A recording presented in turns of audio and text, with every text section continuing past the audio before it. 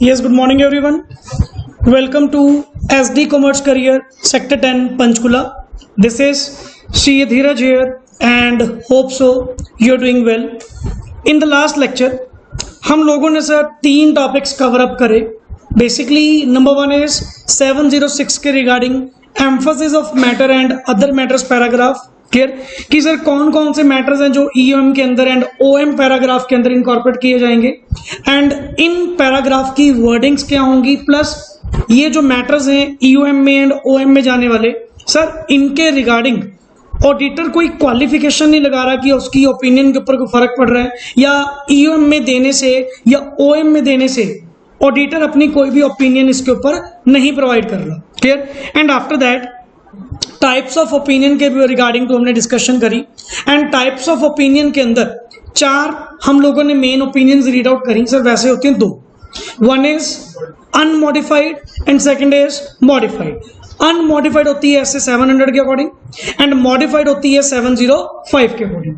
And modified के अंदर 3 opinion आती हैं. कौन कौन सी? Qualified, adverse and disclaimer. वो आपने सर्कमस्टांसेस पढ़े, कब तुम क्वालिफाइड या एडवर्स दोगे, कब तुम क्वालिफाइड या डिस्क्लेमर दोगे. क्लियर.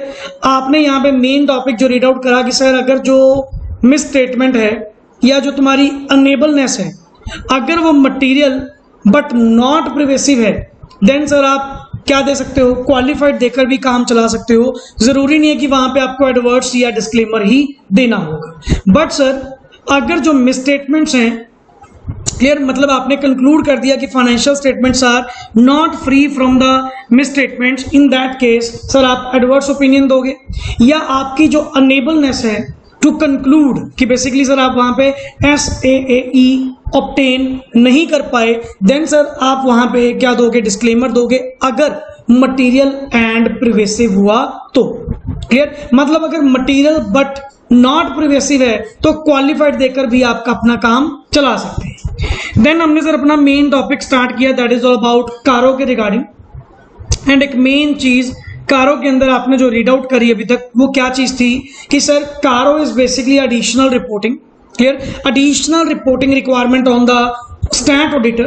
क्लियर. जो अलग से आपको देनी पड़ेगी. क्लियर. बट ये मतलब नहीं है कि सर ये कारो की रिपोर्टिंग से आपके जो 143(3) के अकॉर्डिंग टू या नॉर्मल जो सेक्शंस के अकॉर्डिंग टू आपकी रिपोर्टिंग रिक्वायरमेंट्स बनती हैं कि आप उसको अवॉइड करोगे. ये चीज नहीं है सर.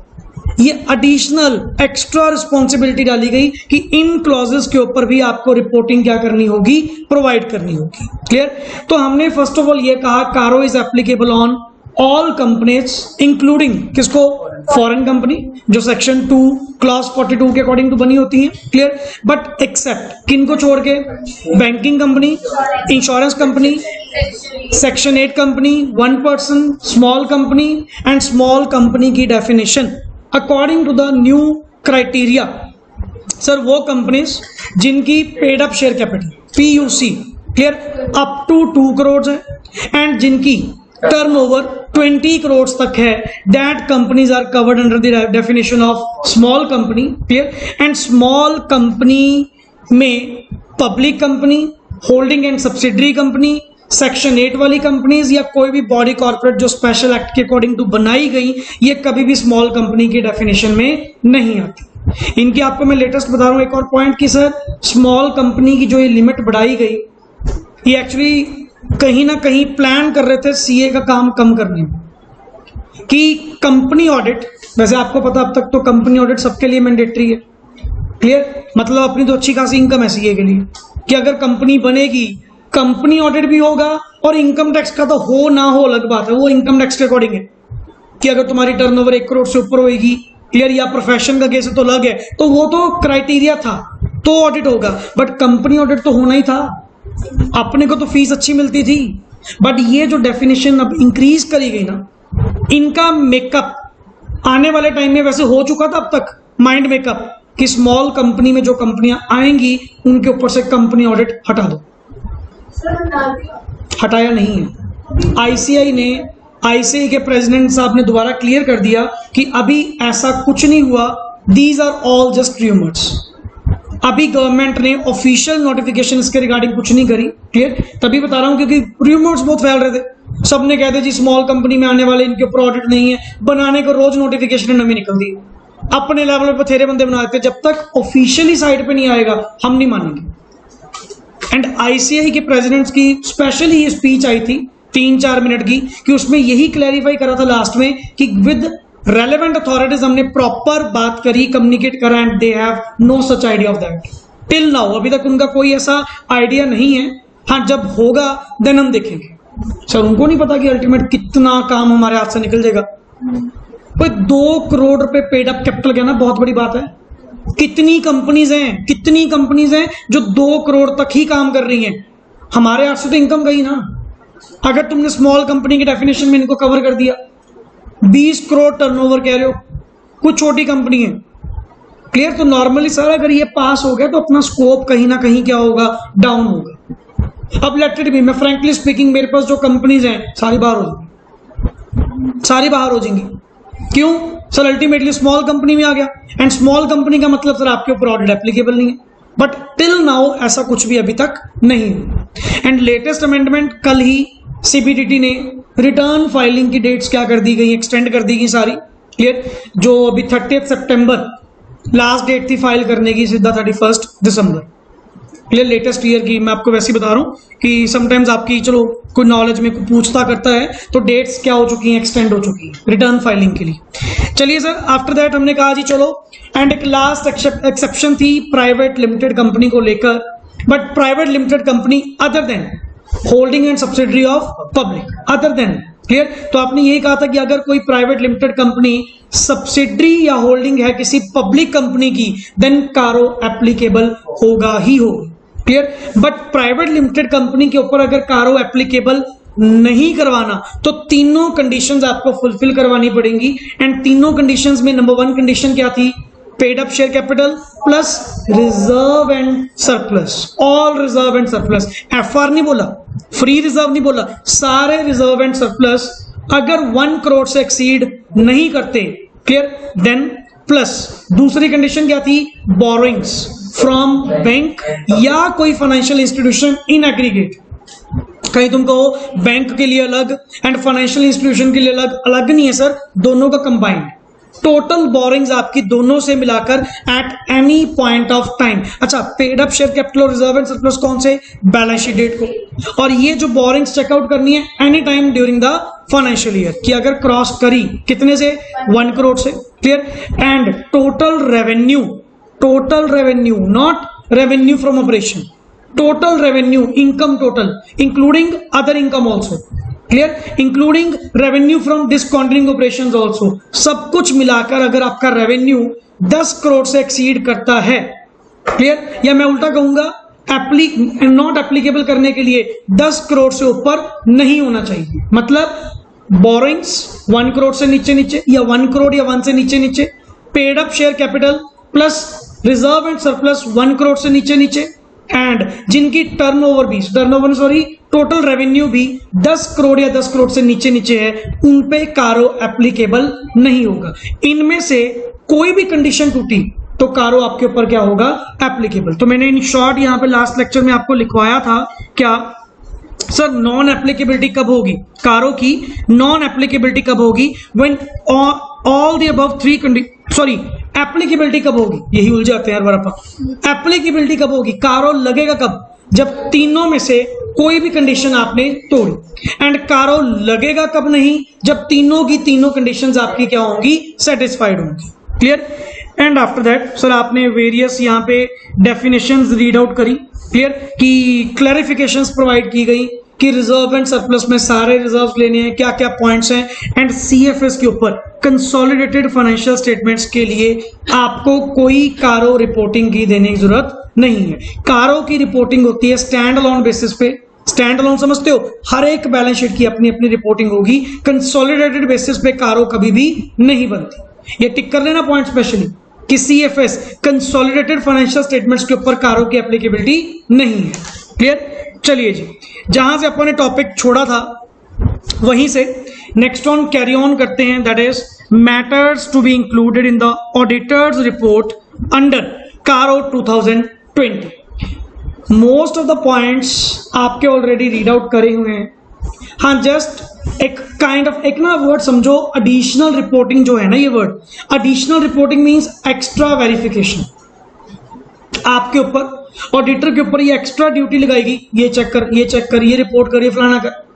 आपको ना यहाँ पे ये मैटर्स रीड आउट करके ये लगेगा कि कुछ ना वेरिफिकेशन टाइप, कि ये देखो, ये चेक करो। एमपी कवर नहीं करते थे अपन, एमपी कवर काइंड ऑफ आपको ये वर्ड लगेगा कि सर यहाँ पे यूजली ना एक्स्ट्रा वेरिफिकेशन एक ऑडिटर के ऊपर लगाई गई कि हर चीज को एक्स्ट्रा एग्जामिन करो। देखो जी, नंबर 1 पॉइंट इज, अच्छा पहले था auditors report on the accounts of a company to which the order applies shall include a statement on the following matters, namely shall include a statement on the following matters, namely number 1 matter is, yes, whether the company is maintaining proper records showing full particulars including quantitative details and situation of property planning equipment. Sir पहले तो number 1 heading दो, fixed assets, मैं अपनी ओर से दे रहा हूं fixed assets. Clear? एक आई think सो मैंने कल आपको पुराने वाला भी शेयर करा था ना, क्लियर? साथ में वो भी मैं ओपन कर लेता हूं सो दैट कि अगर किसमें मेजर हेड, ताकि आपको इजीली याद रहे ना, मैं साथ में एक ओपन भी कर लेता हूं सो दैट कि जो हेडिंग पुराने वाले थे ना, आप वही हेडिंग यहाँ पे कॉपी पेस्ट करते रहेंगे। अब यहाँ पे फर्स्ट पॉइंट के अंदर 5 क्लॉज है, फर्स्ट पॉइंट के अंदर 5 क्लॉजेज हैं। अब 5 क्लॉज ऐसे कैसे याद रहेंगे? कम से कम हेडिंग के अकॉर्डिंग याद तो रहेगा कि ये फिक्स एसेट के रिलेटेड है। क्लियर? जस्ट अ मिनट, ये लो जी, साइड बाय साइड ये भी अपन ने ओपन कर लिया एंड यहां पे भी सर हमारा first point, clear? First point हमारा था किसको लेकर? फिक्स्ड एसेट्स को लेकर। एंड ऑलमोस्ट पॉइंट्स हमारे वही 2016 वाले ही क्या हैं, सेम है। ये मैंने कल भी आपको बताया था कि सर अपने सिलेबस में फॉर ऑनवर्ड्स 2020 ही आएगा, कारो 2020 लेटेस्ट अमेंडमेंट ही आएगी, 2016 नहीं आएगा। इसको ना एक बार अबॉर्ट कर दिया गया, क्लियर, रोक दिया गया था कि नहीं सर बाद के अटेम्प्ट में आएगा। तो तुम्हारे वाले अटेम्प्ट के केस में 2020 ही क्या है, एप्लीकेबल है, नया वाला ही रीड आउट करेंगे, बट कुछ पुराने की थोड़ी सी अपन क्या ले लेंगे, हेल्प, क्योंकि बेस वही सेम है। क्लियर? अगर मैं वैसे कंपेयर करवाऊं, एक चीज देख, पुराने वाले में फिक्स एसेट के कितने पॉइंट थे, देखना 3 पॉइंट थे, नए वाले में देख कितने पॉइंट्स हैं, 5 पॉइंट्स हैं। मतलब नया कुछ नहीं करा, जस्ट डिस्क्लोजर्स या वेरिफिकेशंस को क्या कर दिया गया, इंक्रीज कर दिया गया। अब एक नया पॉइंट तेरे सामने यही पड़ा, सी पॉइंट, एक बॉक्स दिख रहा है नए वाले में, 2020 वाले में एक बॉक्स बना के दे दिया कि सर ऐसे फॉर्मेट दो, इस वे से रिपोर्टिंग दो। अरे सर रिपोर्टिंग रिक्वायरमेंट बढ़ाई और कुछ नहीं करा, मेरे को कौन सा कोई फायदा हुआ? उल्टा ऑडिटर के ऊपर क्या डाली गई, एक्स्ट्रा रिस्पॉन्सिबिलिटीज डाली। Yes please, 1 by 1। पहला पॉइंट क्या था जी, ए पॉइंट के अंदर, weather the company is maintaining proper records showing full particulars including quantitative details and situation of property plant and equipment। इसको साइड पे लिख, फिक्स्ड एसेट रजिस्टर, ताकि तुम्हें याद रहे। फिक्स्ड एसेट या FAR, शॉर्ट वर्ड कुछ भी लिख सकते हो, आपकी इच्छा। मैं शॉर्ट लिख रहा हूं FAR। सर यूजुअली कंपनीज को ना फिक्स्ड एसेट रजिस्टर क्या करना पड़ता है, मेंटेन करना पड़ता है। एंड रजिस्टर के अंदर यह सारा कुछ यही होगा ना, क्या कौन कौन सी एसेट्स हैं, क्या उसकी क्वांटिटेटिव डिटेल है, प्लस कहां कहां वो पड़ी हैं। सर एक फिक्स्ड एसेट रजिस्टर आपको मेंटेन करना पड़ता है। तो मैंने शॉर्ट वर्ड बोल दिया कि उनका जाके FAR चेक करो कि उन्होंने रिकॉर्ड मेंटेन करे या नहीं। Simple word, proper records with respect to the PPE, property plant and equipment. ये दूसरा, whether the company is maintaining proper records and full particulars of intangible। एक बात बता, फिक्स्ड एसेट कितनी होती है? फिक्स्ड एसेट कितनी होती है? 2 ही होती है, 1 इज टेंजिबल, दूसरा दोनों के रिगार्डिंग रिकॉर्ड को क्या करो, चेकआउट। मैं बिल्कुल सिंपल लैंग्वेज में लेके आऊंगा, क्लियर, ताकि तुम्हें पॉइंट जस्ट याद रहे। इंग्लिश तुम बाद में ही लर्न करना कि क्या पॉइंट है क्या नहीं। मेरे अकॉर्डिंग पहला point clause 1AB, clear, clause 1A के अंदर सब पॉइंट A, सब पॉइंट B क्या, कि whether proper records with respect to the tangible assets and intangible asset has been maintained और नॉट। वेदर मींस अल्टीमेटली आपने चेकिंग करनी, क्लियर। तो पॉइंट 1 क्लॉज A, नेक्स्ट आगे सब clause A and B। Next point clause B, whether this property plant and equipment have been physically verified by the management. बिल्कुल, क्या management वहां की reasonable intervals पे उसकी फिजिकल वेरिफिकेशन करती है? क्या चेक करती है कि सचमुच में वो पड़ी है, नहीं पड़ी है, किस हालात में पड़ी है? Clear. Weather any material discrepancy, और क्या तुम्हें कोई मटेरियल डिस्क्रिपेंसी मिलती है, एंड अगर मिलती है तो तुम उसको डील कैसे करते हो? देख, क्वेश्चन से क्वेश्चन जुड़ता जा रहा है, क्योंकि फिजिकल वेरिफिकेशन पे जाओगे तुम्हें क्या मिलेगी, मटेरियल डिस्क्रिपेंसी। एंड अगर मटेरियल डिस्क्रिपेंसी मिलेगी तुम उसको रिपोर्ट कैसे करते हो, तो उसके आगे वेदर वेदर लगा दो। क्लियर? आगे, whether any material discrepancy were noticed on such verification and if so whether the same has been properly dealt with in the books of account. हुआ clear point? Next is C point. Whether title deeds are following movable properties other than properties where the company is the lessee and the lease agreement. Sir lease के case में थोड़ी होएगा, कोई lease के case में title deed मेरे नाम पे थोड़ी होएगी। नॉर्मल जो एसेट मेरे नाम पे होंगी, मेरे नाम पे मतलब कंपनी के नाम पे, तो चेक करो टाइटल डीड क्या कंपनी के नाम पे है, टाइटल डीड के ऊपर लिख ownership, ownership, ownership. Yes, next is Whether title disclosed in the FS are held in the name of, लिखा हुआ वैसे in the name of company if not provide the details thereof in the new format below। ये नया point आ गया, कुछ ने एक format से एक्स्ट्रा बनाया गया। अच्छा, अब ये किसकी जाएगी डिस्क्रिप्शन? ना लीज वाली नहीं है ना, इमूवेबल नहीं है सर। ये उन प्रॉपर्टीज की जाएगी जिनकी ऑनरशिप, जिनके टाइटल डीड्स कंपनी के नाम पे नहीं है बट कंपनी ने खरीदे हुए। या कंपनी की प्रॉपर्टी कंपनी के नाम पे होनी चाहिए ना। क्या लिखा हुआ है? Description of the property carrying value held in the name of, किसके नाम पे? मान लो कई बार डायरेक्टर्स ने अपने नाम पे ली हुई है, कहते हैं आपको नहीं पता कंपनी की प्रॉपर्टी है, कंपनी के नाम पे होनी चाहिए और इसको तुम अपने नाम पे लेके बैठे हो। चलो आगे, वेदर प्रमोटर और डायरेक्टर देयर रिलेटिव और employee. Clear? Period held indicate range where appropriate, कब से लेके कब तक ये होल्ड करके बैठे हैं, and reason for not being held in the name of the company. Clear? भाई कोई तो कारण होगा, कोई तो कारण होगा कि ये कंपनी के नाम पे रजिस्टर्ड नहीं हो पाई। क्या कारण था बताओ? उसी की डिटेल मांगोगे ना। अरे जो कंपनी के नाम पे है मैं उसकी डिटेल थोड़ी मांगूंगा, मैं उल्टा उसकी मांगूंगा जिसमें डिस्क्रिपेंसी है। Next point, whether the company has sir ये दोनों पॉइंट नए हैं, ये दोनों पॉइंट न्यू हैं, मैं यहां पे लिख भी रहा हूं स्पेसिफिकली न्यू पॉइंट्स। क्लियर? क्योंकि ये पहले नहीं थे, पहले 3 पॉइंट बिल्कुल सेम है 2016 वाले। हाँ, ये एक बॉक्स भी नया आया, फॉर्मेट भी नया आया, प्लस ये 2 पॉइंट्स भी। Yes, whether the company has evaluated CPE including right of use assets or tangible assets or bought during the year end. पहली बात, पहला क्वेश्चन क्या पूछा? पहला क्वेश्चन क्या पूछा? क्या कंपनी ने कोई रिवैल्यूएशन करी?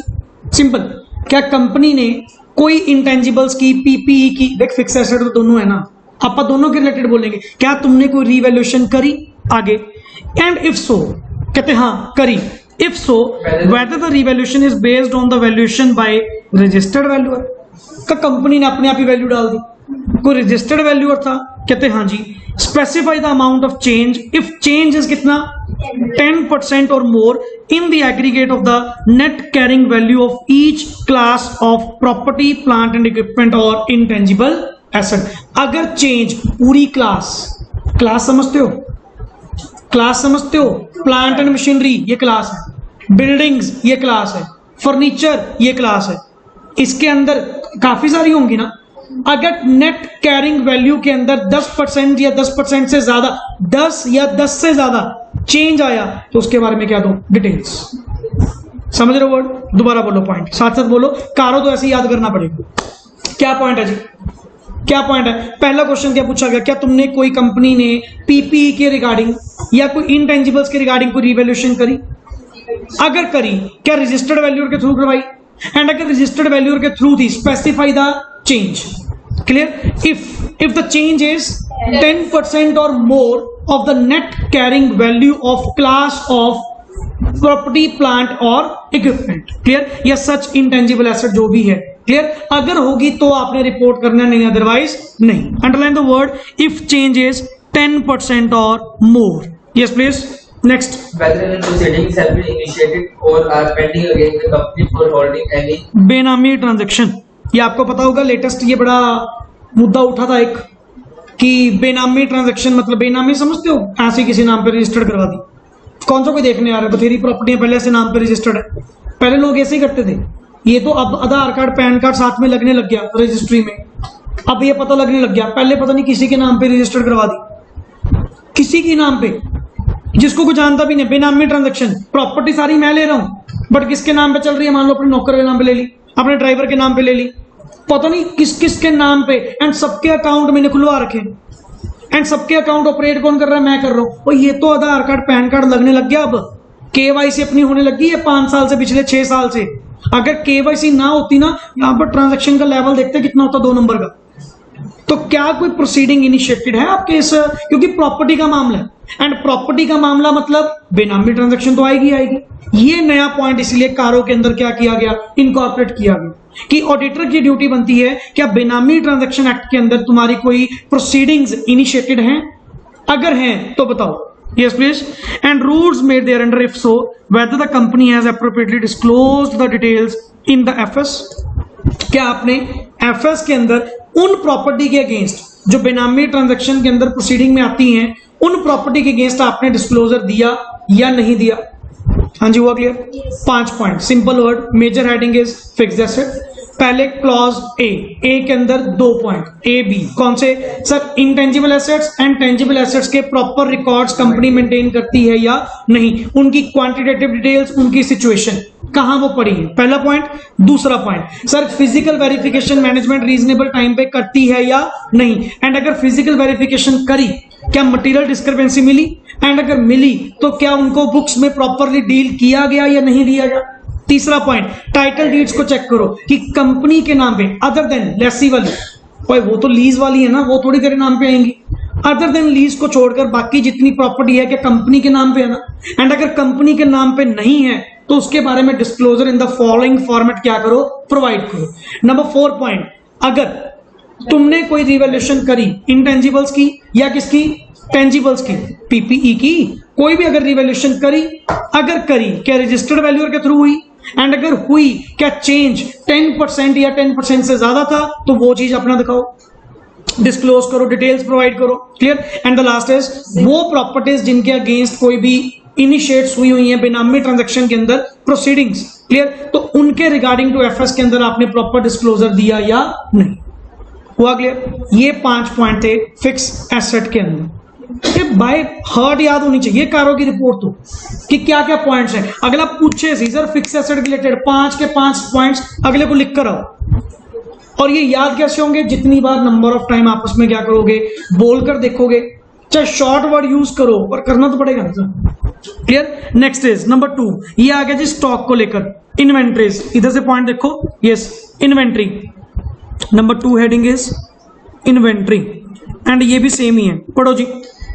Whether physical verification of inventory has been conducted at रुक, सिंपल पॉइंट, सीधा बता रहा हूं क्या, फिक्स एसेट का पॉइंट पढ़ा ना, पहले 2 पॉइंट या 3 पॉइंट सेम वही है। जैसे तुमने रिकॉर्ड्स मेंटेन करे या नहीं करे, फिजिकल वेरिफिकेशन होती है नहीं होती, एंड फिजिकल वेरिफिकेशन अगर होती है तो मैनेजमेंट रीजनेबल टाइम के अंदर अगर करती है, तो मटेरियल डिस्क्रिपेंसी अगर मिलती है और 10% या 10% से ज्यादा कोई चेंज है, तो उसको प्रॉपरली तुम डील करते हो बुक्स में या नहीं डील करते सर, उसके रिगार्डिंग टू पॉइंट है, आप पढ़ सकते हो, देख सकते हो। पुराने से थोड़ा चेंज है, हल्का सा चेंज है, उसमें 10% वाला पॉइंट नहीं है, नया वाला पॉइंट ये अच्छा है। क्लियर? क्योंकि इसमें 10% और मोर का पॉइंट यहां पे आ चुका। क्लियर? कि weather physical verification of inventory has been conducted at reasonable intervals by the management, and whether in the opinion of the auditor the coverage and procedure of such verification by the management is appropriate। अब जैसे मान लो आप कहते हो जी reasonable time के अंदर, sir what do you mean by reasonable time, कितना time, 1 महीना, 2 महीने, 3 महीने, 6 महीने, कब करते हो, कितने कितने टाइम बाद करते हो, क्या मुझे लगता है कि वो एप्रोप्रिएट है।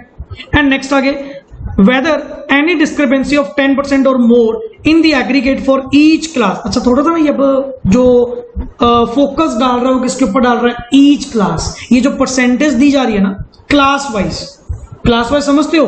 क्लियर? मान लो रॉ मटेरियल है, WIP है, फिनिश्ड है, स्टॉक स्पेयर्स हैं, जो भी हैं क्लास वाइज। क्लियर? कि 10% से अगर ज्यादा नोटिस होती है, क्या उनको प्रॉपरली डील किया गया बुक्स के अंदर या नहीं। नेक्स्ट आगे, weather any proceedings during any point, whether during any point of time of the year the company has been sanctioned working capital limits in excess of 5 crore rupees in aggregate from banks or financial institution on the basis of security of current assets। क्या current assets की security पे तुमने कोई working capital की limit वगैरह बनवाई है, CC limit, cash credit? अगर आपको पता हो जितनी भी सीसी लिमिट्स बनती हैं बैंक में, सीसी लिमिट बनती है किसके अगेंस्ट है, स्टॉक के अगेंस्ट एंड डेटर के अगेंस्ट, मतलब यूजुअली करंट एसेट के अगेंस्ट। कहते क्या 5 करोड़ से ज्यादा इन एक्सेस है ना, इन एक्सेस, क्या 5 करोड़ से ज्यादा इन एग्रीगेट है, इन एग्रीगेट समझते हो, जो ले रखी है प्लस जो लोगे या जो भी है। क्लियर? क्या तुमने कोई 5 करोड़ से ज्यादा वर्किंग कैपिटल लिमिट सैंक्शन करवाई हुई है? Clear? With the security of किसकी? Current assets. तो उनके रिगार्डिंग पढ़ो क्या है। तो इनको ना स्टॉक स्टेटमेंट्स देनी होती है। सिंपल वर्ड बता रहा हूं, पता नहीं क्या इन्होंने वैसे चलो एक्स्ट्रा पॉइंट बना दिया, ये भी नया पॉइंट है, न्यू पॉइंट है ये भी। क्लियर? ये इन्वेंट्री पुराने में नहीं था। क्लियर? आपको बेसिक नॉलेज के अकॉर्डिंग तो बता रहा हूं कि सर जितनी भी सीसी लिमिट्स बैंक से बनती हैं सारी की सारी स्टॉक के बेसिस पे या डेटर्स के बेसिस पे बनती है। क्लियर? अब जिनका तो बिजनेस है उनकी बनेगी स्टॉक के बेसिस पे।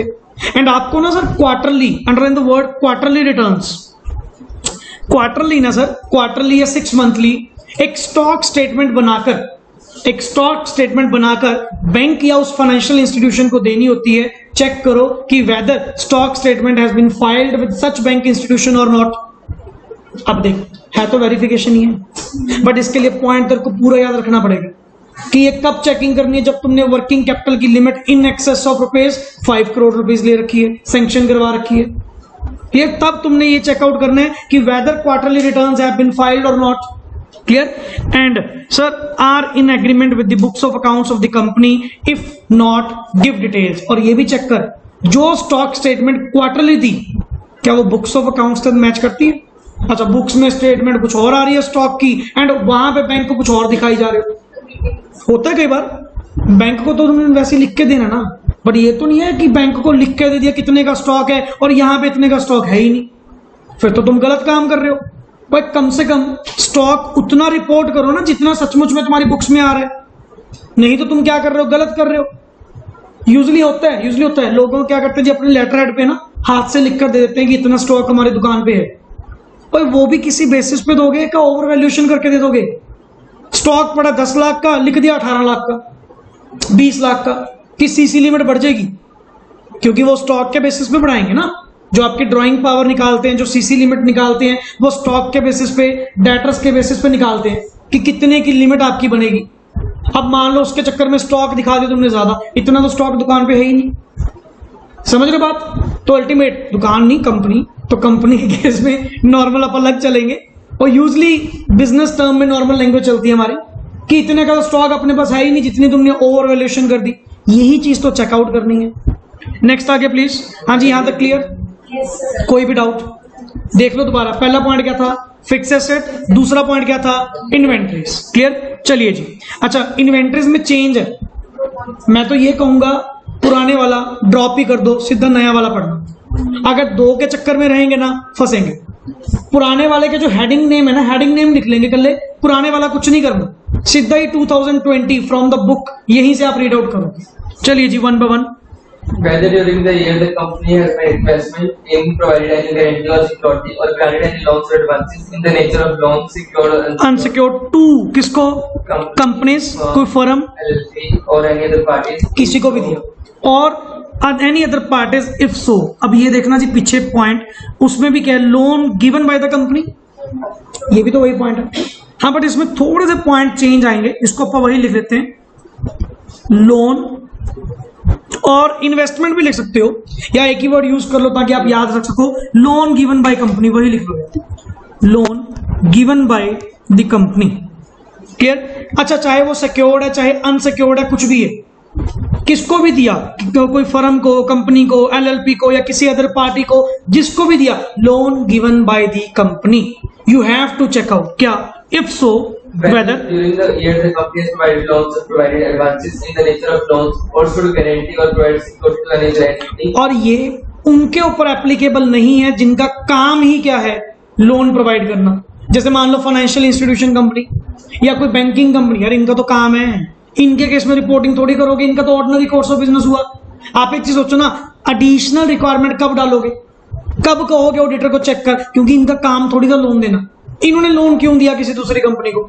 एंड अगर दिया भी तो चेक कर, underline the word, not applicable to the companies whose principal business is to give loans. If so मतलब इसको छोड़ दो, नॉर्मल कंपनी जिसने लोन किसी दूसरे को दिया, कोई इन्वेस्टमेंट, सिक्योर्ड, अनसिक्योर्ड, कुछ भी है। क्लियर? इफ सो इंडिकेट क्या? the aggregate amount during the year and balance outstanding at the balance sheet date with respect to such loans or advances. Aggregate amount during the year, aggregate amount during the year and balance outstanding. Clear कि आज की date में balance sheet date को, balance sheet date मतलब 31 मार्च को, 31 मार्च को balance outstanding कितना है, ये चीज आपको वहां पे क्या करनी होगी, डिस्क्लोज करनी होगी. Yes please. एंड नेक्स्ट आगे क्या लिखा हुआ है, और अच्छा मे बी कोई आपने कोई लोन्स, एडवांसेस या गारंटीज और सिक्योरिटीज सब्सिडरीज के केस में, कोई ज्वाइंट वेंचर के केस में, कोई एसोसिएट्स के केस में दी होगी, सर ये भी डिस्क्लोज करो, ये डिस्क्लोजर देना होगा. Aggregate amount plus outstanding balance, वो भी आपको वहां पे क्या करना होगा, शो करना होगा. क्लियर. नेक्स्ट इज एक पॉइंट छोड़ गया.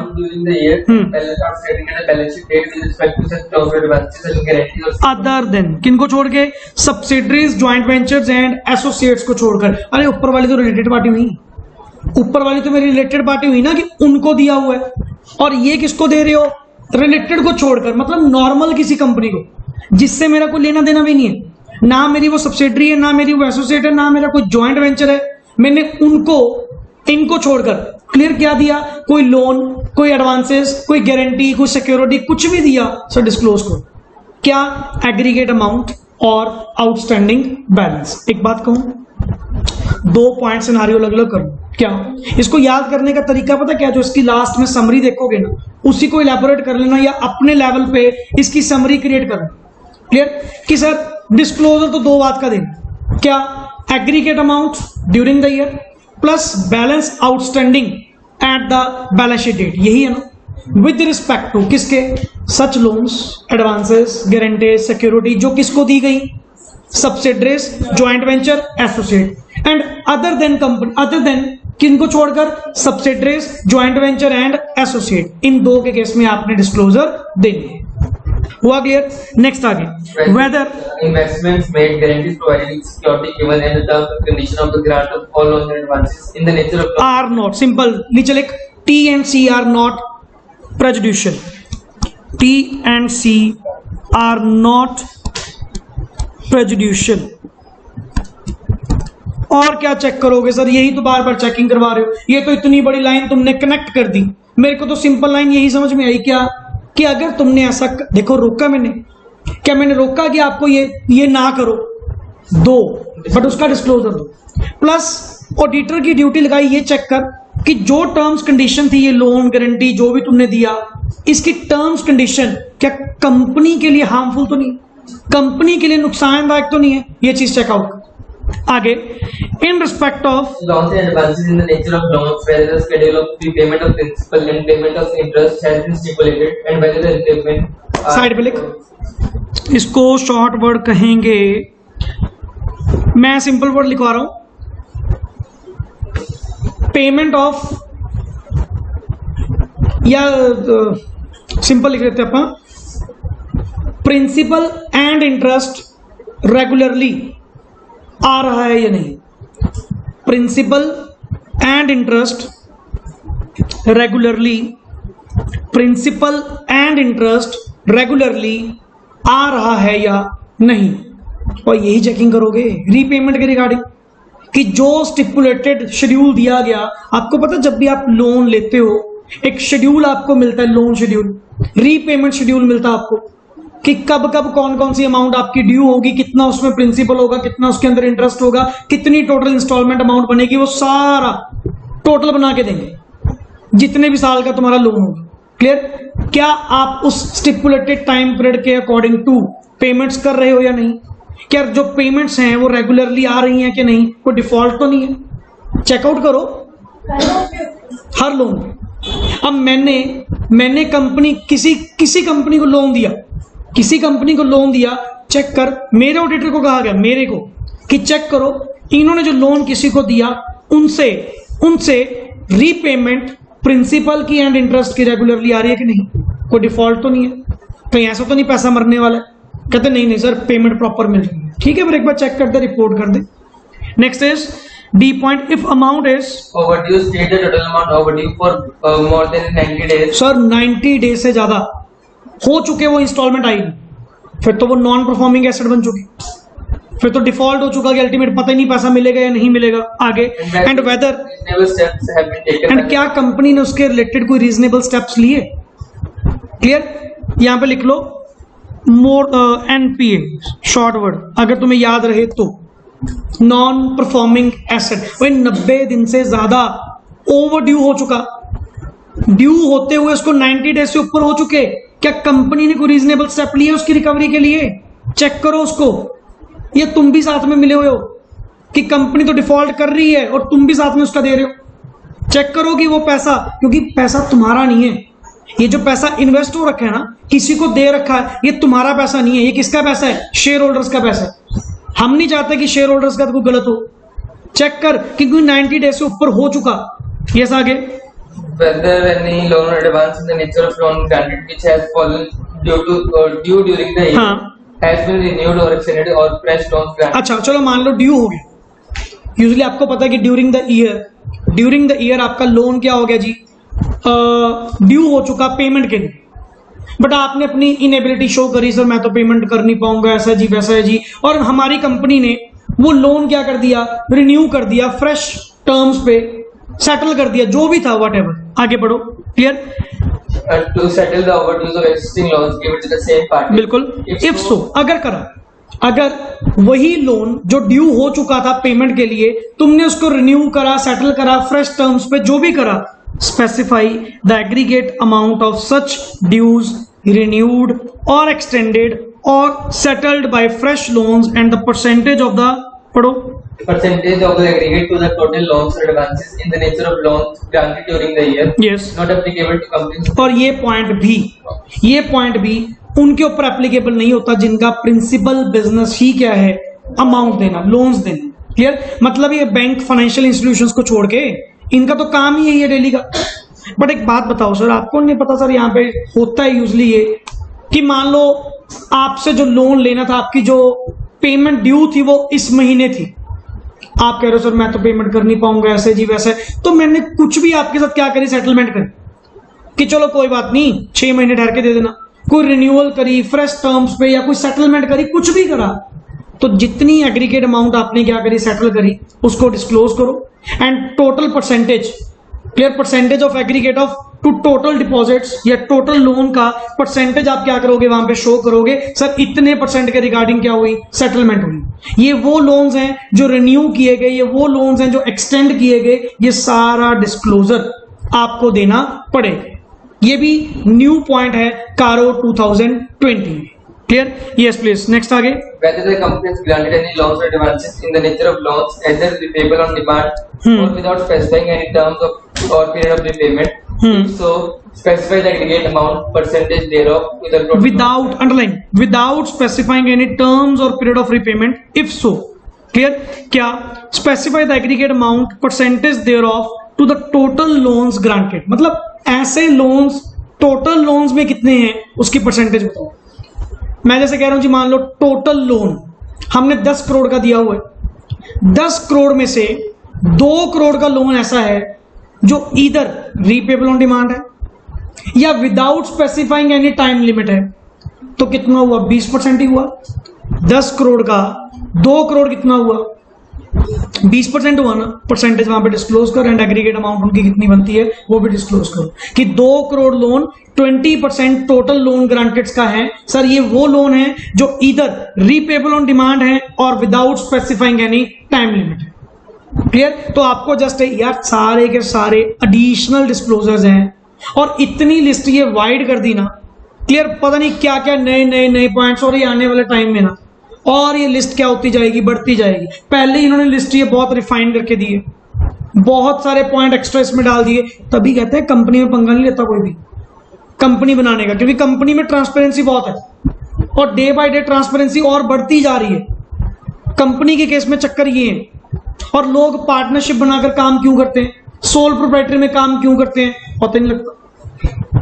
जितने मर्जी घपले करी जाओ, जितने मर्जी फ्रॉड करी जाओ, कोई दिक्कत ही नहीं है। इसलिए लोग फर्म में ज्यादा जाते हैं जिन्होंने ऐसे काम करने होते हैं, बट जो एक प्रोफाइल अच्छी बनाना चाहते हैं वो कंपनीज में जाएंगे, और कंपनी पर मेंटेन करने का खर्चा बहुत है।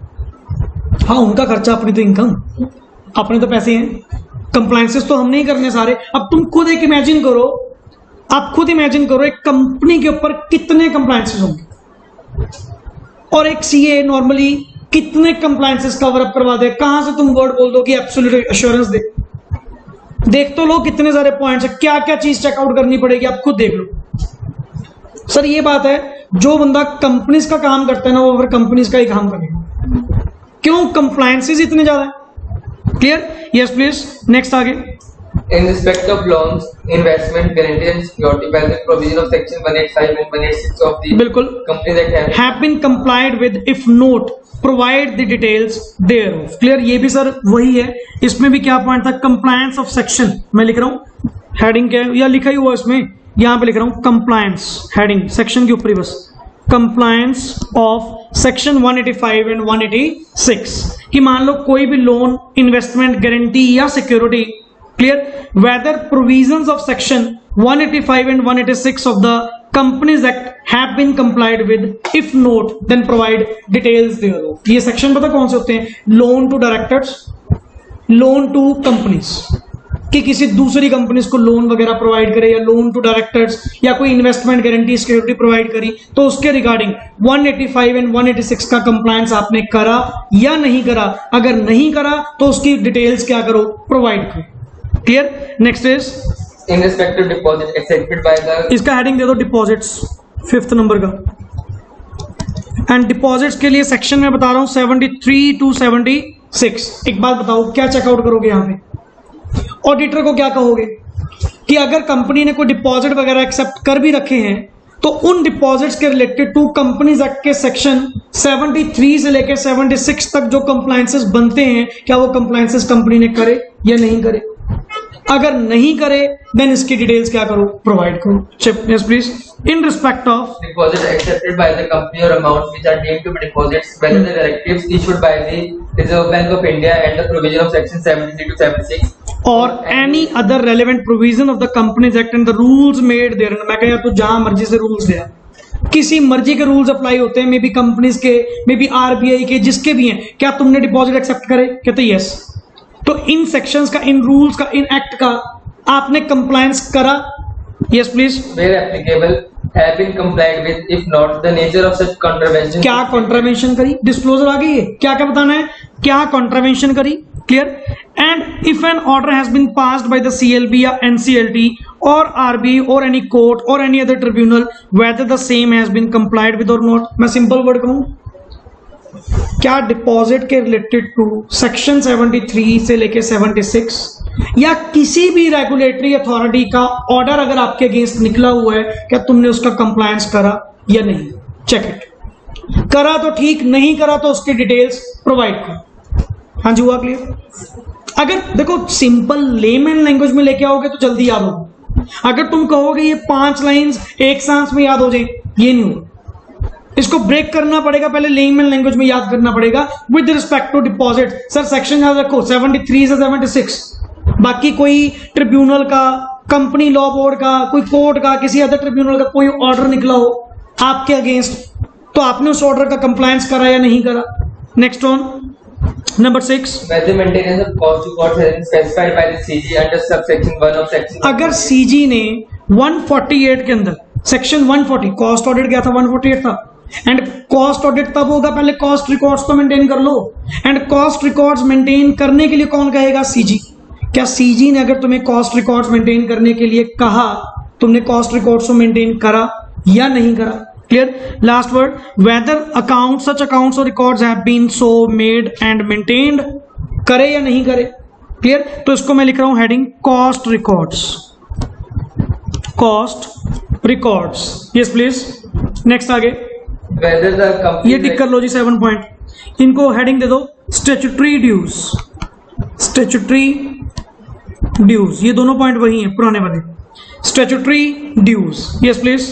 whether the company is regular in depositing undisputed statutory dues including goods and service tax, provident fund, कोई भी ESI, income tax, sale tax, service tax, custom duty, excise duty, VAT, cess, कोई statutory dues जो appropriate authorities को जमा करवाने चाहिए थे, clear? क्या आपने करवाए? एंड वैसे भी ऊपर देखने का वर्ड लिखा हुआ ना, अनडिस्प्यूटेड। अनडिस्प्यूटेड का मतलब कोई झगड़ा तो है नहीं, फिर कंपनी दे क्यों नहीं दी? एक बात बताओ, कंपनी पे ना करे अगर वो डिस्प्यूटेड है कि जी मेरा अभी रौला चल रहा है कि हमने देना है कि नहीं देना, अभी सेटल नहीं हुआ, कोई जो अमाउंट अनडिस्प्यूटेड है जो पे आउट करनी ही करनी है, तुम वो भी नहीं जमा करवा रहे, वो तो जमा करवाओ कम से कम। तो पहली बात, पहला पॉइंट अनडिस्प्यूटेड के रिलेटेड कि सर अनडिस्प्यूटेड थे, क्या तुमने रेगुलरली जमा करवाई नहीं करवाई। If not, the extent of the arrears of outstanding statutory dues as on the last day of the financial year concerned for a period of more than 6 months from the date. Answer 6 month से ज्यादा हो चुके, उसको due हुए 6 month से ज्यादा हो चुके, clear. More than 6 month from the date they became payable shall be indicated, underline the word more than 6 month, more than 6 month from the date they become payable, clear. जिस दिन से वो payable थे वहां से 6 महीने से ज्यादा हो चुके, तो नेचुरली तुम्हारे फाइनेंशियल ईयर एंड में वो बैलेंस शीट में आ रहे होंगे, क्लियर। तो उनकी रिपोर्ट आप प्रोवाइड करो। अदर करंट लायबिलिटीज में आ रहा होता है ना कि करंट लायबिलिटीज में ये हमारे कुछ ड्यूज पेंडिंग है, अगर वो ड्यूज, पहली बात, पहली कंडीशन अनडिस्प्यूटेड है। मैं कंपनी से पूछा, मैं कहा जी आपने ये इनकम टैक्स क्यों नहीं दिया, कहते सर वो पे करने अभी। मैं कहा कोई डिस्प्यूट चल रहा है तुम्हारा, कहते ना ना ना डिस्प्यूट तो नहीं है। मैं कहा फिर 6 महीने से ज्यादा हो चुके इसको, मतलब 6 मंथ का टाइम दिया गया ना पे करने के लिए, स्टिल 6 मंथ का टाइम दिया गया, बट अभी भी वो 6 महीने से ज्यादा वो क्या है, पेबल है, फिर तो रिपोर्ट करना बनता है। अच्छा एक बार बताओ, अगर मान लो कोई कस्टम ड्यूटी बैलेंस शीट में आ रही है, 31 मार्च को बैलेंस शीट में कस्टम ड्यूटी आ रही है 2 लाख रुपए की पेबल है, एंड ये ड्यू कब हुई थी, 31 जनवरी को, क्या रिपोर्ट होगा, क्या रिपोर्ट होगा बताओ जी। 31 मार्च को बैलेंस शीट में आपकी कस्टम ड्यूटी करंट लायबिलिटी के अंदर आ रही है 2 लाख रुपए, क्लियर।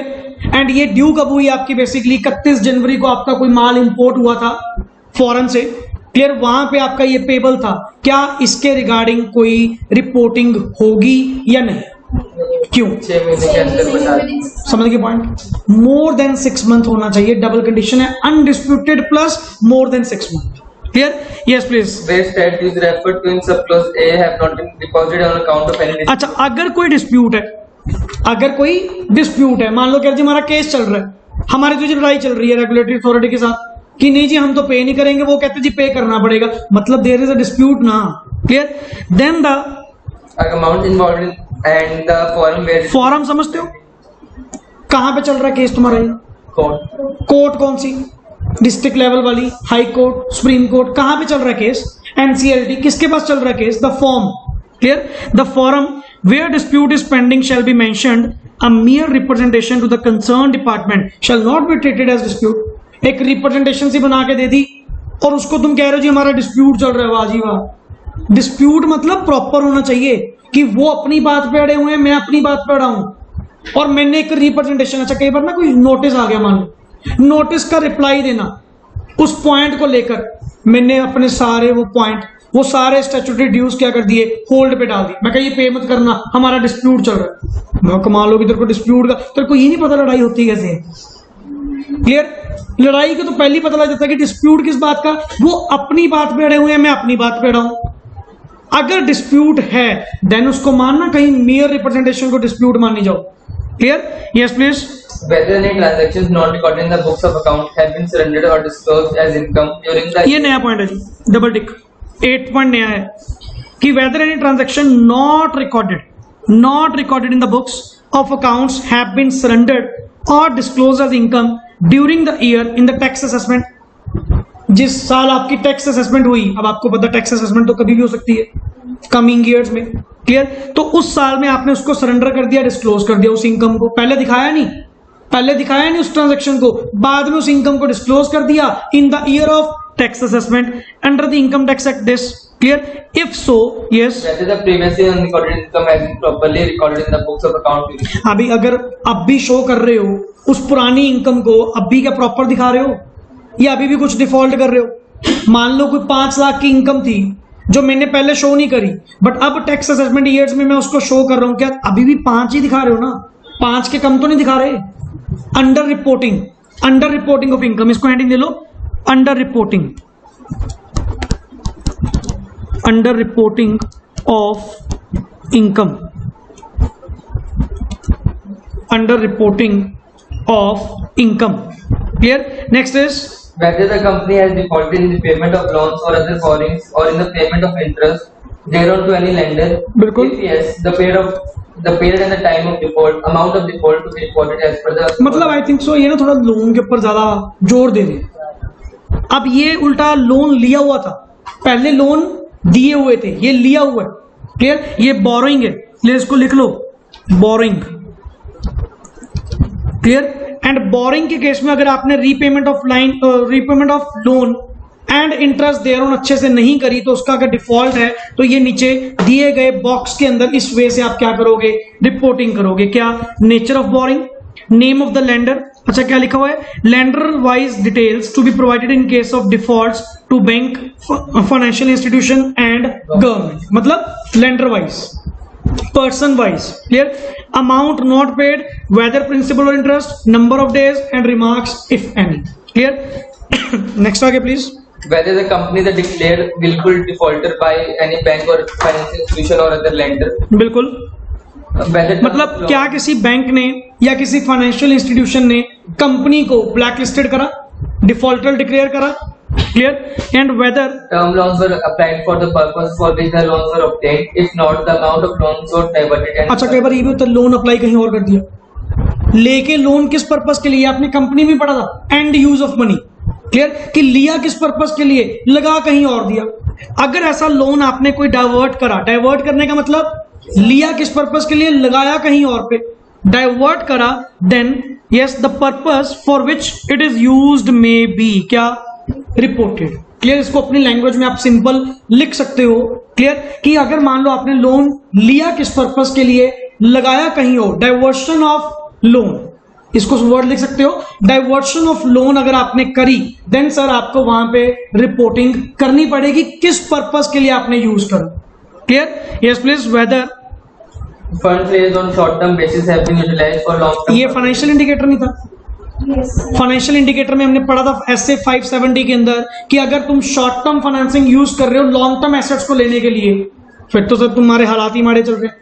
और यहाँ पे भी वही काम कर रहे हो. If yes the nature and amount to be indicated. Yes whether the company has taken any fund from any entity or person or on account of or to meet the obligations of its subsidiaries, associates or joint ventures. If so, details thereof with nature of such. Sir अपनी subsidiaries, associate या joint venture के obligations को meet करने के लिए तुम किसी entity या पर्सन से क्या पकड़ रहे हो, पैसे पकड़ रहे हो.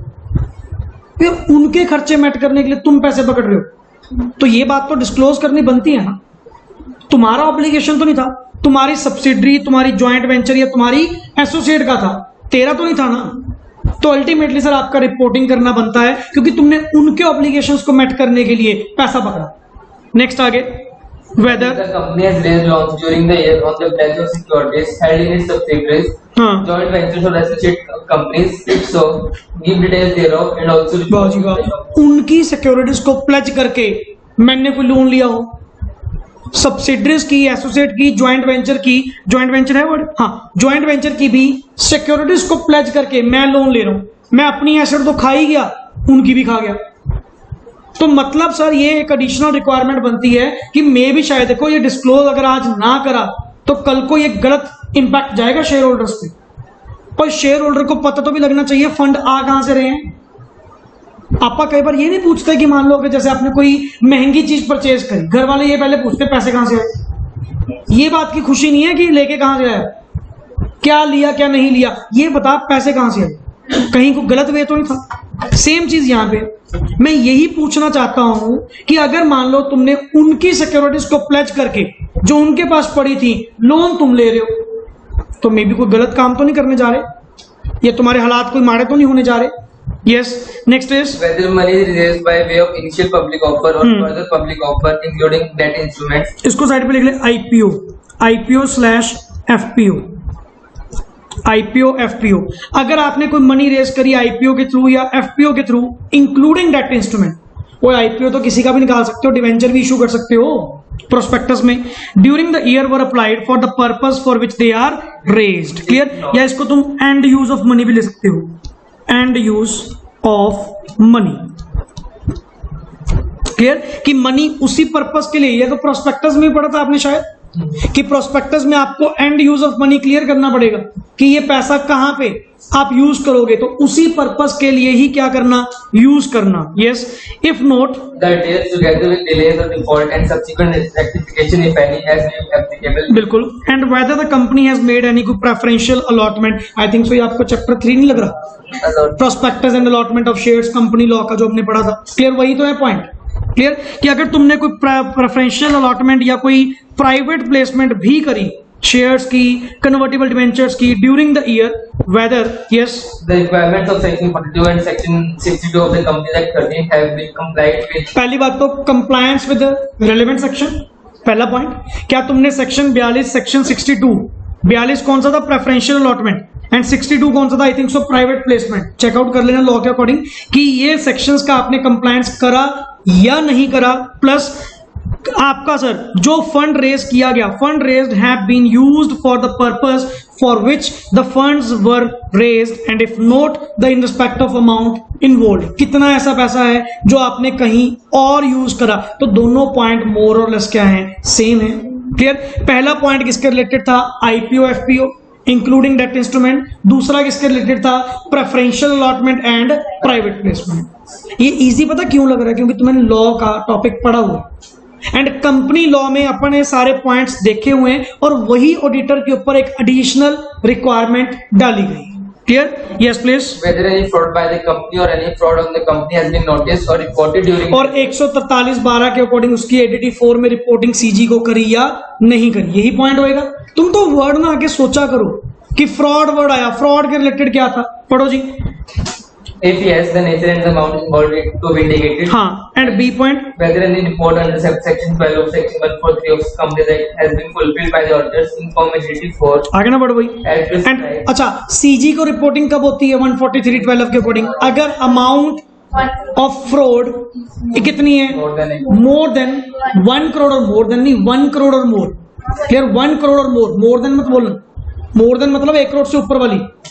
Clear, more than equal to कहो ना, फिर 1 करोड़ और मोर है तो आप दोनों केसेस में क्या करोगे, रिपोर्टिंग टू सीजी करोगे एडीटी 4 के अंदर। And whether the auditor has considered whistle blower complaints, ये समझते हो विसल ब्लोअर, कंपनी जैसे जगह जगह वो लगाती नहीं कि सुजेशन बॉक्स लगाती है, कंप्लेंट बॉक्स लगाती है, वो एक्चुअली क्या होते हैं, विसल ब्लोअर पॉलिसी। क्योंकि देखो अगर ओपनली कोई कंप्लेंट करेगा फिर तो आपस में तुम्हारे लड़ाई झगड़े पड़ जाएंगे। क्लियर, अच्छा करता भी नहीं कोई कि मान लो मैं ओपनली किसी की शिकायत करूं, मैं कभी नहीं करूंगा, मैं बाय नेम भी चिट्ठी नहीं डालूंगा, मैं कंप्लेंट बॉक्स के अंदर कंप्लेंट भी डालूंगा ना, मैं उसके अंदर नाम भी नहीं लिखूंगा ये कंप्लेंट कहां से आई। दैट इज कॉल्ड एज कि सर बिल्कुल कॉन्फिडेंशियल रखा जाएगा। आप ओपनली अगर कंप्लेंट करना चाहते हो तो करो, कोई इशू नहीं है, हम विसल ब्लोअर पॉलिसी क्या करेंगे, फॉलो करेंगे। क्लियर, हमने सुजेशन बॉक्स, कंप्लेंट बॉक्स लगाए हुए हैं, कोई भी पर्सन साइलेंटली चुपचाप उसमें अपना डाल दे, हम इवनिंग में उसको निकाल लेंगे, अपना पढ़ेंगे एंड अपना एक्शन लेंगे, बट किसी का नाम आगे नहीं आने देंगे, शिकायत किसने करी। Yes, if any received during the year by the company, क्या कोई कंप्लेंट्स आपको मिली ऐसी? Yes please. whether the Nidhi company has complied with that on funds deposit in the ratio 1:20, yes, to meet out the liability। whether the Nidhi company is maintaining 10% unencumbered term deposits as specified in the Nidhi rules 2014 to meet out the liability। Sir ये सारे पुराने points हैं Nidhi companies, clear under the word Nidhi companies को लेकर। एक तो इनके case में रेशो होती है कि net owned funds to net deposits जो भी हैं या टू डिपॉजिट्स, इनकी 1:20 रेशो होनी चाहिए। Clear, 1:20, clear, and to meet out the liability. Plus दूसरा 10% अनएनकम्बर्ड मतलब कोई charge, free from any charge, इसके ऊपर लिख लो। अनएनकम्बर्ड का मतलब फ्री फ्रॉम चार्ज, कि जिसके ऊपर कोई चार्ज क्रिएटेड नहीं होना चाहिए। Clear, to meet out the liability and whether there has been any default in payment of interest on deposits or repayments thereof for any period and if so the details thereof। Clear, कि अगर इन्होंने कोई default भी करा तो इसकी details आपको क्या करनी पड़ेंगी, शेयर करनी पड़ेंगी। सर 1 मिनट के लिए पहले यहाँ पे स्टॉप लेते हैं, जस्ट पहले यहां तक देखो अगर आपका कोई डाउट है, क्योंकि सर टॉपिक है बड़ा। क्लियर, एंड आई थिंक सो अपना कितना रह गया, जो भी है आज कंप्लीट ही करेंगे कारो। क्लियर, सो पहले यहां तक देखो जी, निधि कंपनी तक आपका कोई भी डाउट कोई वर्ड को पूछना हो आपने। थर्ड का बी, थर्ड का ये टीएनसी वाला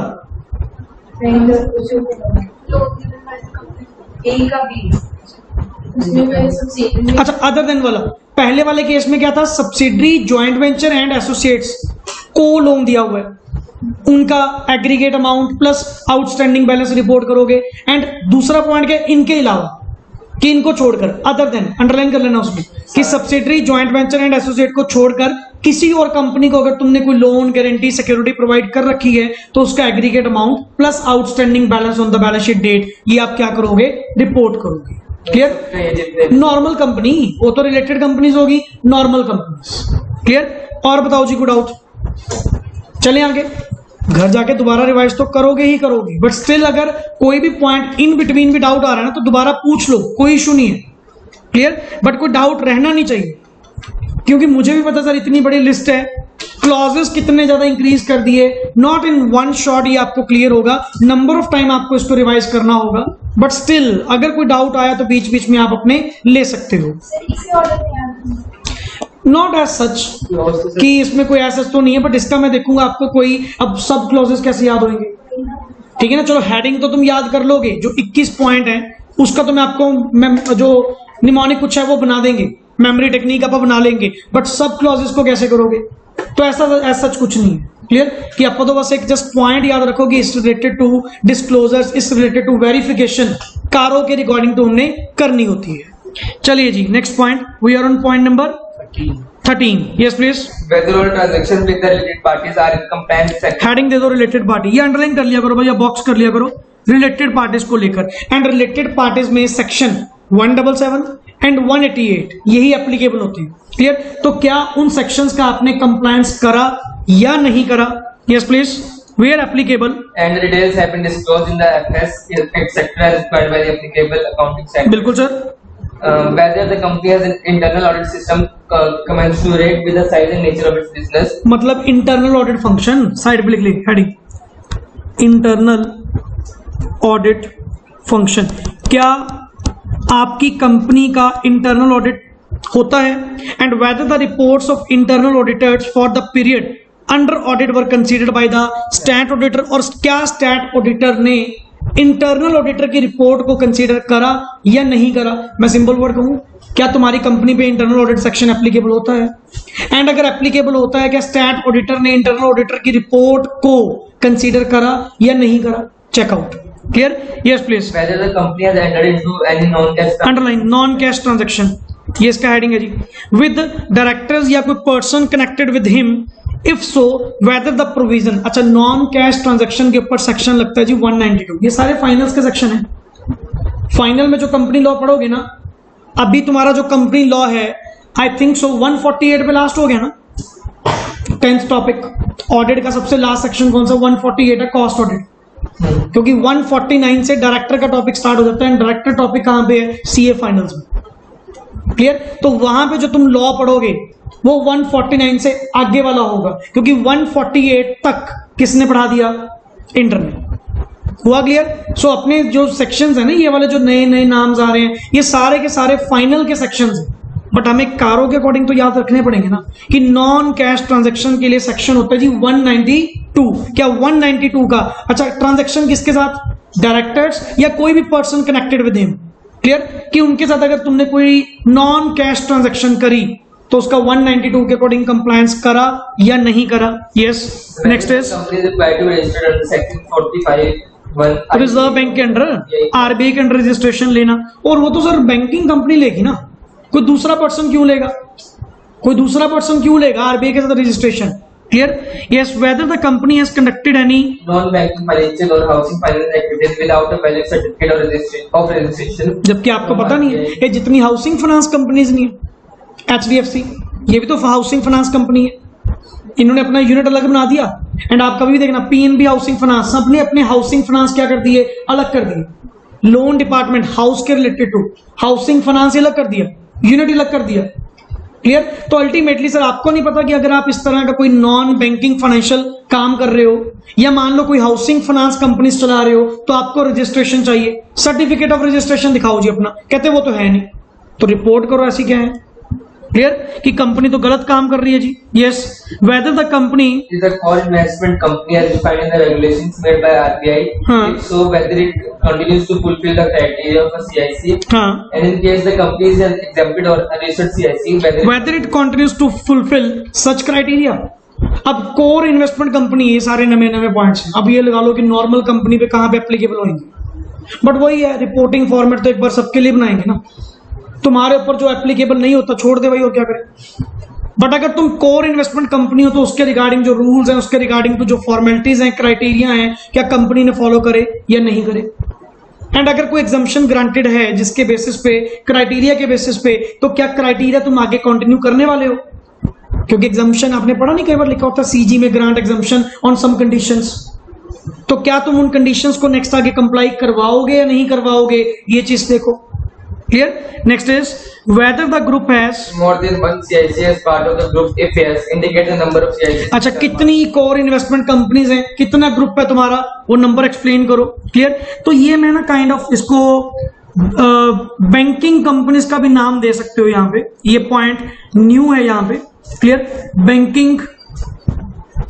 बैंकिंग या नॉन बैंकिंग बिजनेस, आप ऐसा नाम दे सकते हो। क्लियर। बैंकिंग और नॉन बैंकिंग बिजनेस,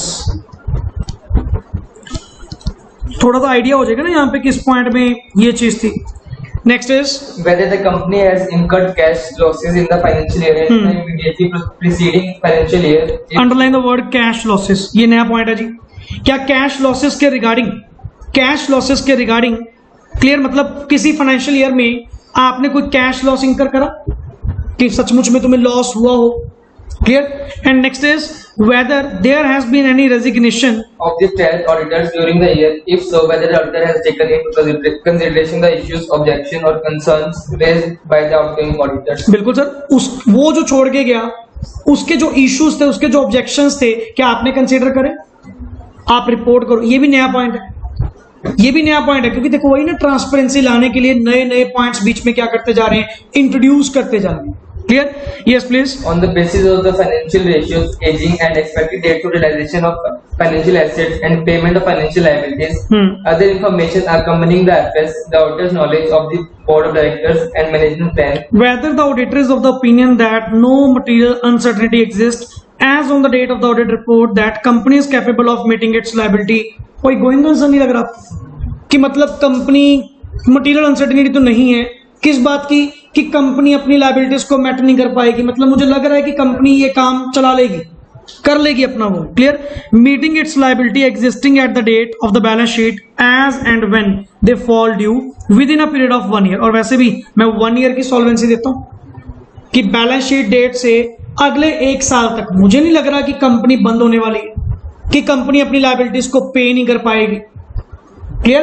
तो नॉर्मली सॉल्वेंसी, इसको लिख लो वर्ड आप, kind of declaration of solvency, याद रहेगा, declaration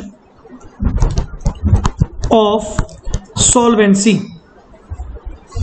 yes, next is whether in respect of other than ongoing projects the company has transferred up unspent amount to a fund specified in schedule 7 to the Companies Act within a period of 6 months of the expiry of the financial year in compliance with second proviso to subsection 5 of section 135 of the schedule. 135 आपका कौन सा था, CSR, corporate social responsibility.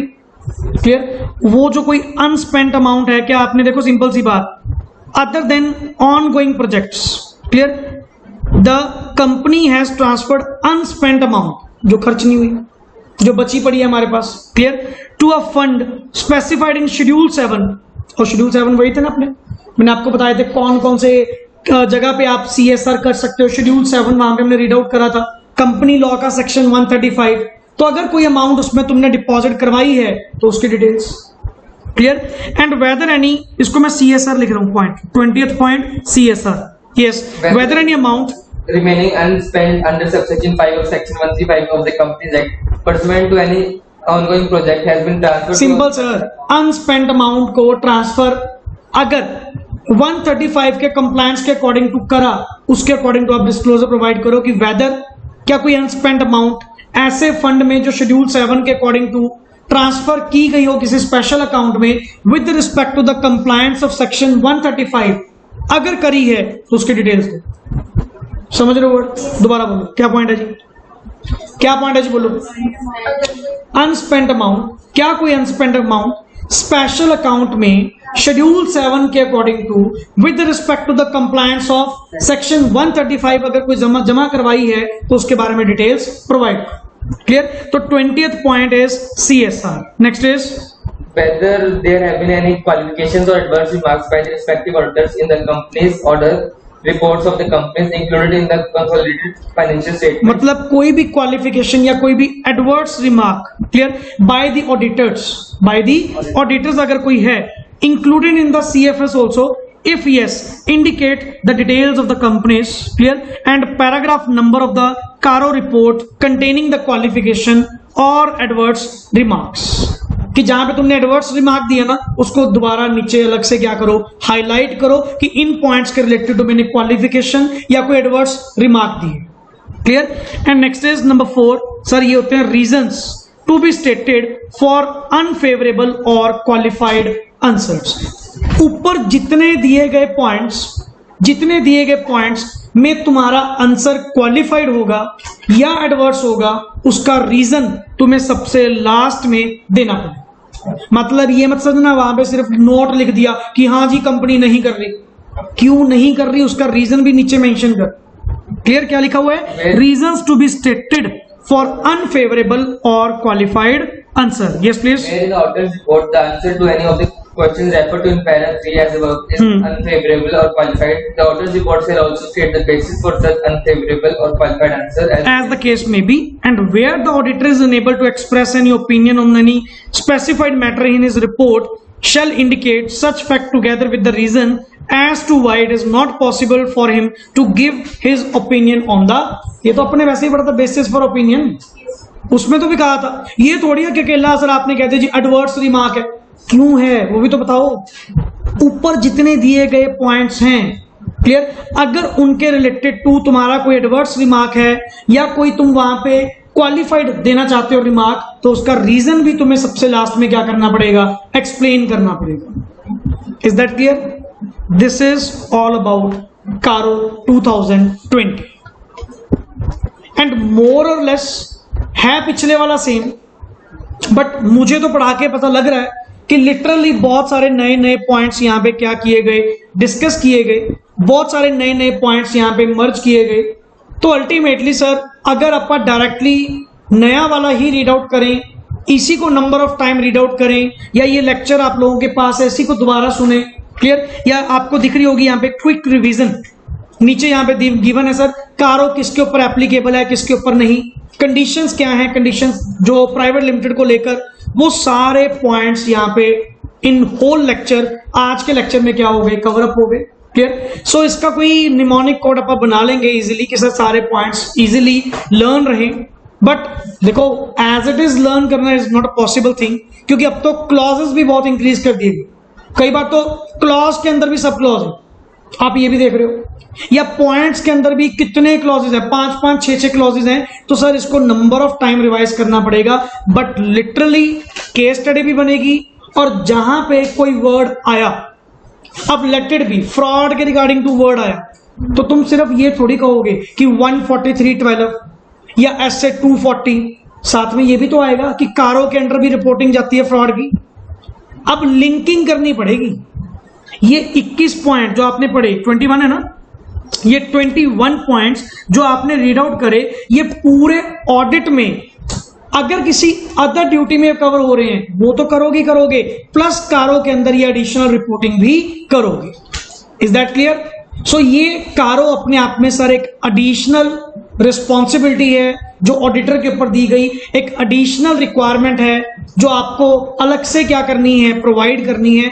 इसका बाकी other duties के साथ कोई लेना देना नहीं है, बाकी रिपोर्टिंग रिस्पॉन्सिबिलिटी का लेना देना नहीं है, वो अलग है, ये अलग है।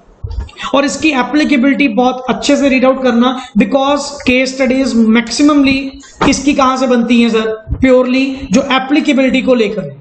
हाँ, बाकी क्लॉजेस में से तो कुछ भी पूछ सकता है, अनडिस्प्यूटेड वो अपने स्टैट्यूटरी ड्यूज पढ़ा उनको लेकर या किसी भी पॉइंट को लेकर।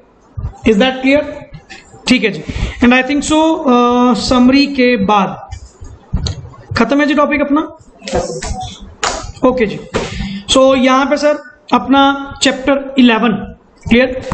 चैप्टर 11 भी क्या होता है जी, कंप्लीट होता है। एंड ऑलमोस्ट आपके स्टार्टिंग से लेके 15 या 16 तक, 16 हो गया नहीं 15 तक आपके ऑलरेडी क्या हो चुके, कंप्लीट हो चुके। एंड जस्ट अपने छोटे से टॉपिक पेंडिंग है 16, 17 एंड लास्ट 20। क्लियर? तो नेक्स्ट देखते हैं जी कौन सा स्टार्ट करेंगे अपन। बट फॉर द टाइमिंग कारो की रिवीजन 2020 बिल्कुल लेटेस्ट जो अमेंडमेंट हमारी आई। एंड सर नवंबर 21 से आपकी अटेम्प्ट से ये कारो 2020 ही क्या है, applicable. Is that clear? Okay जी, thanks a lot. And still आप लोगों के पास ये लेक्चर अवेलेबल होगा, आप जब मर्जी ये लेक्चर दोबारा सुन सकते हैं। ओके जी।